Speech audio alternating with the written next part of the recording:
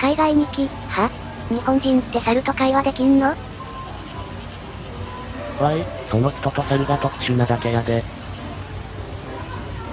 左の猿、携帯使えるとか器用だな。中には左の猿みたいにスマホ使うのが上手い個体もいますね。群れの中でそういう優秀な猿は、動画のように上手じゃない猿に教えてあげているんですね。右の人、毛深いですね。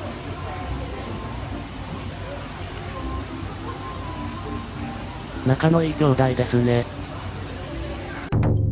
幼女好きなチンパンジー、発見される。なんジェイミン何やってんねん。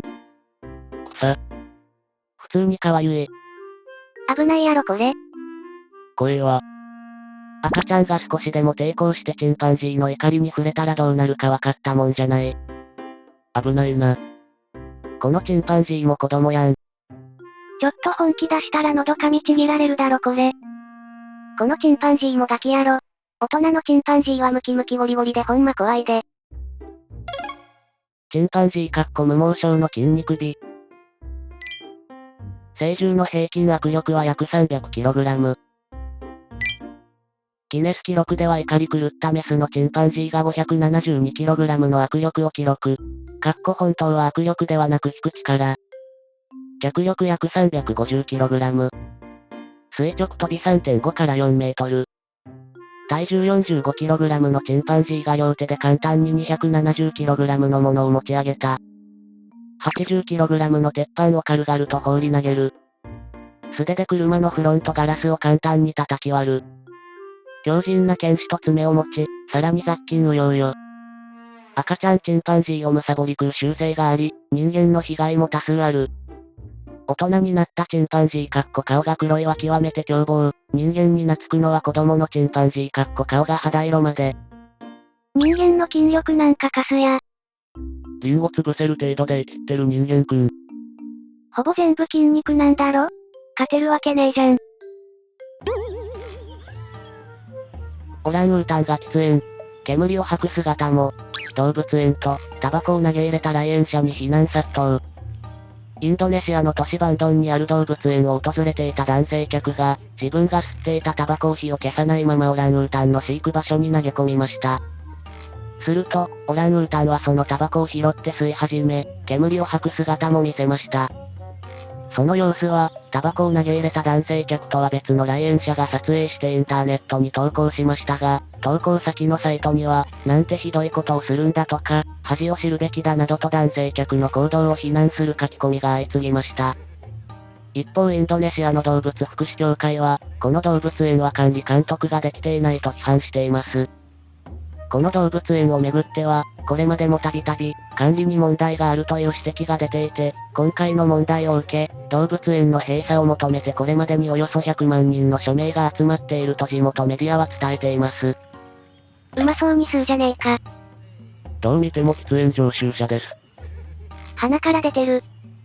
しかし吸って煙を吐くものだということは理解しているんだな。客の行動を見てたからか？オランウータンの知能の高さは相当だった気がする。見て真似してるんだろうな。よく吸い方知ってるな。そっちのがすごいわ。きちんとタバコ養蜂を心得ていたってことだよな。さすが森の賢人。最初に教えたやつは愚者。というか、喫煙できる動物園がおかしいな。海外の少年ヒグマに遭遇してビビってしまう。でかくて草。よく逃げれたな。こんなんちびるわ。怖すぎわろた。すごいガキやな冷静な対処や。やっぱり静かに逃げるのが正解なんやなって。コッパ。めっちゃでかいな。困ったなどころじゃない。パニクって走ったら追いかけてくるのか？もちろん、追いかける。逃げたらこうなる。ビビりすぎやろ。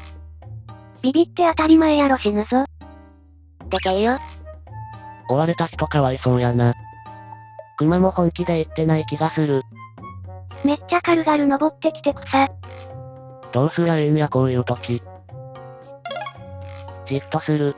クマが逃げてくれるの願う。フォークシャールシクマの方は、勝てないと判断したんやろな。何言うてん。平和ボケワイは、遊んでくれメンスって感じに見える。岐阜県の無茶ぶり。岐阜県民強すぎる。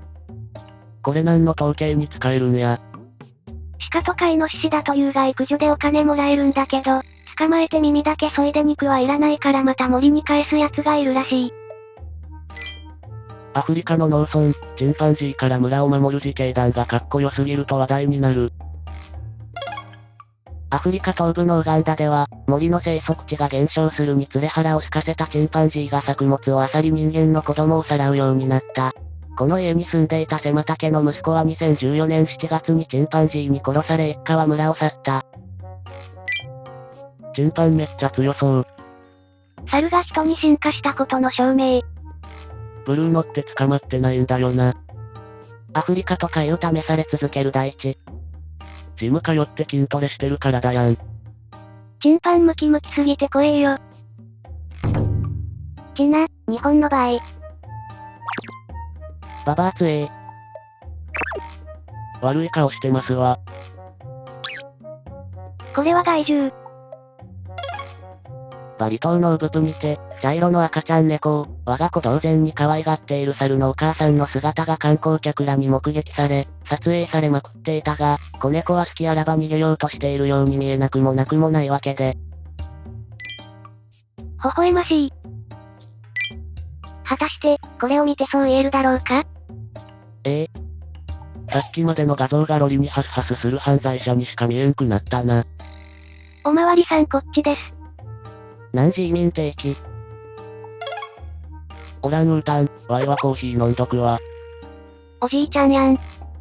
ゴリラオランウータンボノボは、温厚で優しいのにな。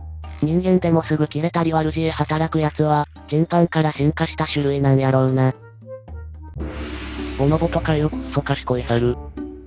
パックマンできるとか猿の中で一番賢いんちゃうか。年中発情しとるスケベ。人類に近いやん。わい、ボノボだった。でもオス同士でホカホカするんやろ？メス同士もするした性はね。友愛のためにホモセックスする優秀な種やで。例えば動物園の猿山に餌を投げ入れたとします。多くの猿類は我先と取り合いです。すばしっこい猿が分け前を独占できたとしても欲の強い別の猿や群れの中の実力者に横取りされてしまいます。でもボノボはというと、餌の登場で群れは一瞬色めき立ちますが、すぐにあちらこちらで性行動を起こし始めるのだそうです。一触即発の争いが起こりそうなアドレナリンの分泌とともに、彼らはそれを鎮めるために性行動をするのですね。群れのみんなが十分に落ち着いたらおずおずとみんなが餌に手を出してゆくのだそうです。そして分け合う。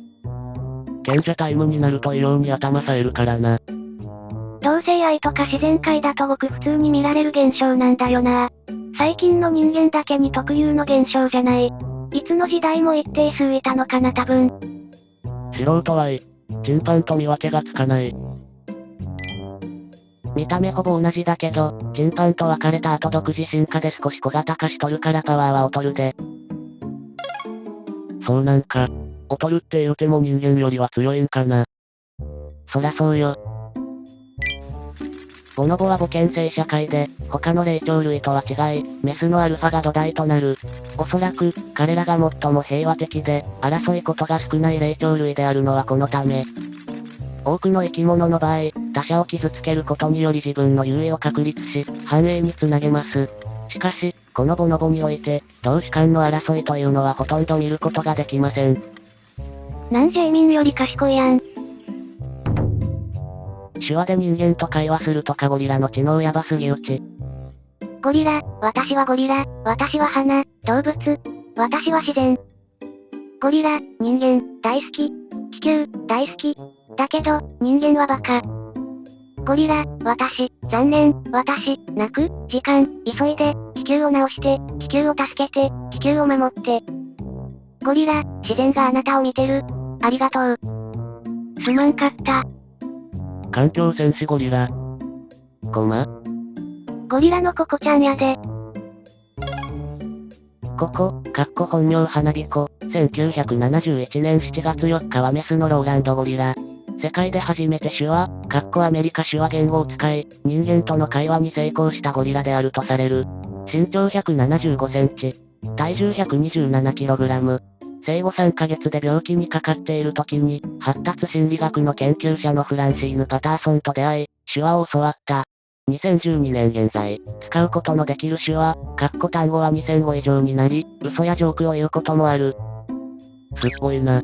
マジで知能があるんだな。これ台本やで。ゴリラにこう言ってくれって指示しとんねん。どっちにしても賢いゴリラやな。ゴリラは死んだらどうなるの？暗い穴に落ちてさようなら。はい。ランページの白ゴリラスコ。ネットの賢者。サンキューゴッリ。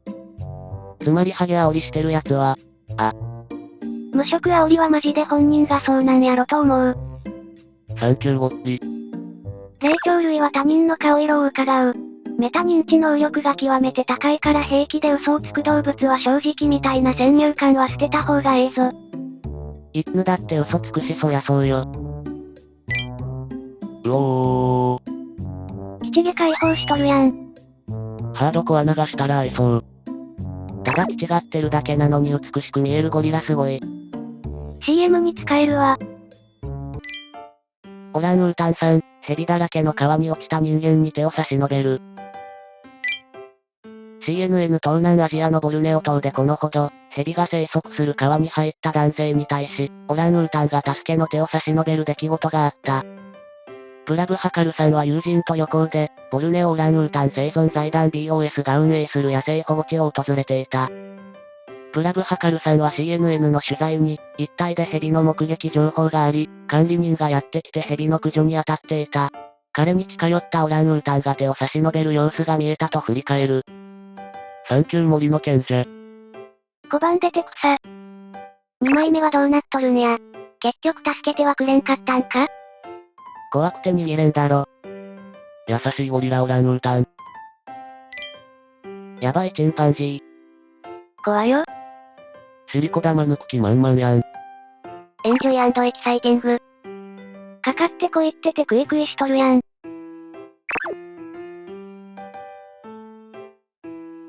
おっぱあるか？なんやストライクか定期。お姉さんの表情ほんと好き。嫉妬やない。草。かわいい？仲間を盾にするクズ。この蛇おもちゃか。